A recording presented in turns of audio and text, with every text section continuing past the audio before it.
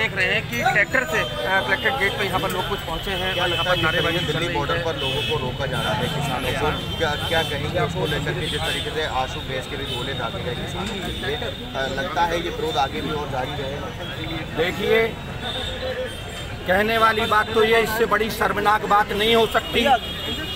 जिसे अन्नदाता कहा जाता है, जिसे देश का किसान पूरे देश का पेट भरने की व्यवस्था खाली पेट रहकर सुबह खेत में जाता है, उसके ऊपर गोलियां दागी जा रही हैं। इससे ज़्यादा शर्मनाक और दूसरी कोई बात नहीं हो सकती। आपने सवाल किया कि आगे क्या विरोध जारी रहेगा। ये देश का किसान है, ये बंजर भूमि की छाती को चीरकर अन्न उगाना जानता है। और जब भी इस देश के अंदर क्रांति हुई है, चाहे देश को गुलामी से छुड़ाने के लिए क्रांति हुई हो, सबसे पहले इस देश का किसान आया है। आज फिर उस क्रांति की नींव ये केंद्र सरकार रखवा रही है।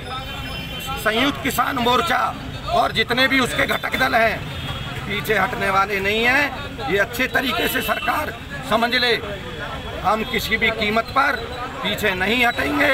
हम ये आज संदेश देने के लिए यहाँ आए हैं। अगर आवश्यकता हुई तो आर पार की लड़ाई के लिए हम कल सड़कों पर भी होंगे। खबर उत्तर प्रदेश बरेली से। किसान सहयोग मोर्चा ने ट्रैक्टर पर सवार होकर किसानों ने दिया सरकार को संबोधित करते हुए जिला अधिकारी बरेली को ज्ञापन। किसानों द्वारा ट्रैक्टर पर सवार होकर विशाल रैली जिला कलेक्टर गेट पर सरकार को संबोधित करते हुए ज्ञापन दिया। किसानों ने अपने एमएसपी के गंभीर मुद्दे पर बात करनी नहीं चाहती है। देश की राजधानी दिल्ली में किसानों के प्रदर्शन का हनन किया जा रहा है। किसानों की आवाज को लगातार दबाया जा रहा है। सरकार का व्यवहार किसानों के हित में कार्य नहीं कर रहा है। किसानों पर लगातार आंसू गैस के गोले, रबड़ बुलेट दागी जा रही है। किसान अन्नदाता पर लगातार हमला किया जा रहा है। सरकार ने अगर हमारी मांगे नहीं मांगी तो बड़ा प्रदर्शन पूरे प्रदेश में होगा। सरकार से आर पार की हमारी लड़ाई होगी। क्या मांगे हैं जो आप यहाँ पहुँचे हैं? हमारी मांगे हैं तो कर्मचारी संगठनों की जो हमारी मांगे फेडरेशन की, जो 44 हमारे श्रम कानून थे उनको सरकार ने पिछले दिनों में 4 श्रम संहिताएं बना दी गई, जिसके तहत हमारे जो मजदूरों का सुरक्षा कवच वो बहुत कमजोर हो गया है और उससे मजदूरों के हितों में ही सारे काम होंगे। मजदूर के हित की कोई बात नजर नहीं आ रही है। उसका हम लोग काफी अर्से से विरोध कर रहे हैं कि जो 44 श्रम कानून है उन्हें बहाल कर दिया जाए। दूसरा हमारी है कि पेंशन जो कर्मचारियों की है वो बहाल की जाए। दूसरा हमारा EPF EPS 95 पेंशन के तहत जो कर्मचारियों को मिनिमम 1000 पेंशन मिल रही है वो 7500 की जाए और उनको प्रधानमंत्री आयुष्मान स्वास्थ्य योजना का लाभ भी उनको दिया जाए। इस और न्यूनतम 26,000 कम से कम उसका वेतन कर्मचारियों का होना चाहिए।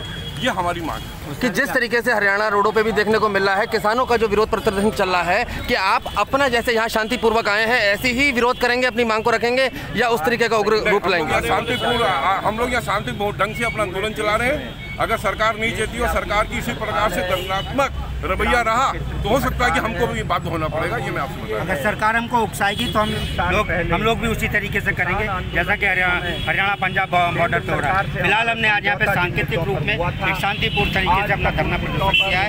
हम लोगों के आगे आंदोलन अगर सरकार नहीं मानी, इसी तरीके से आंसू गैस के गोले दागे गए तो हम लोग भी उसी तरीके से ट्रैक्टर मार्च दिल्ली तक लेकर जाएंगे और सैकड़ों की तादाद में यहाँ से किसान और मजदूर दिल्ली ट्रैक्टरों में जाएंगे। लगातार जिस प्रकार से किसानों से बात हो रही है, सरकार की बात हो रही है, क्या किसान लोग आश्वासन नहीं हुए? हरियाणा के जो उन्होंने मुख्य हमारी मांग है MSP को कानूनी दर्जा देने का, जब वो उस मांग को पे बात ही नहीं करेंगे तो हमारा समझौता कैसे हो जाएगा? वो दूसरी बातें मांग रहे हैं, परंतु जो किसानों की मुख्य मांग है MSP को कानूनी दर्जा, उसको नहीं मान रहे हैं। जो मजदूरों की श्रम कानूनों की बहाली है उसको नहीं मान रहे हैं, तो हमारा समझौता उनसे नहीं होगा, किसी कीमत पर नहीं। जिस तरह से किसानों ने भारत बंद करने का आदेश किया था, क्या वो मिला जुला असर भारत बंद का दिख रहा है? ग्रामीण क्षेत्र में है। ग्रामीण क्षेत्र हमारा पूरे भारत बंद का ऐलान नहीं था, हमारा ग्रामीण भारत का ऐलान था और ग्रामीण क्षेत्रों के अंदर बंद है। हम आपसे भी जानना चाहेंगे कि क्या कहना है आपका? गोले दागे गए किसानों के लिए, लगता है ये विरोध आगे भी और जारी रहेगा? देखिए, कहने वाली बात तो ये, इससे बड़ी शर्मनाक बात नहीं हो सकती। जिसे अन्नदाता कहा जाता है, जिसे देश का किसान पूरे देश का पेट भरने की व्यवस्था खाली पेट रहकर सुबह खेत में जाता है, उसके ऊपर गोलियां दागी जा रही हैं। इससे ज़्यादा शर्मनाक और दूसरी कोई बात नहीं हो सकती। आपने सवाल किया कि आगे क्या विरोध जारी रहेगा।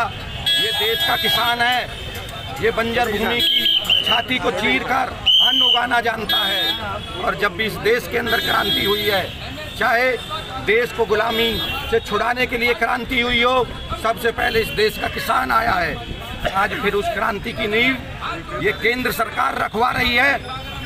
संयुक्त किसान मोर्चा और जितने भी उसके घटक दल हैं पीछे हटने वाले नहीं हैं। ये अच्छे तरीके से सरकार समझ ले, हम किसी भी कीमत पर पीछे नहीं हटेंगे। हम यही आज संदेश देने के लिए यहाँ आए हैं। अगर आवश्यकता हुई तो आर पार की लड़ाई के लिए हम कल सड़कों पर भी होंगे। Bureau report, news hub Bharat.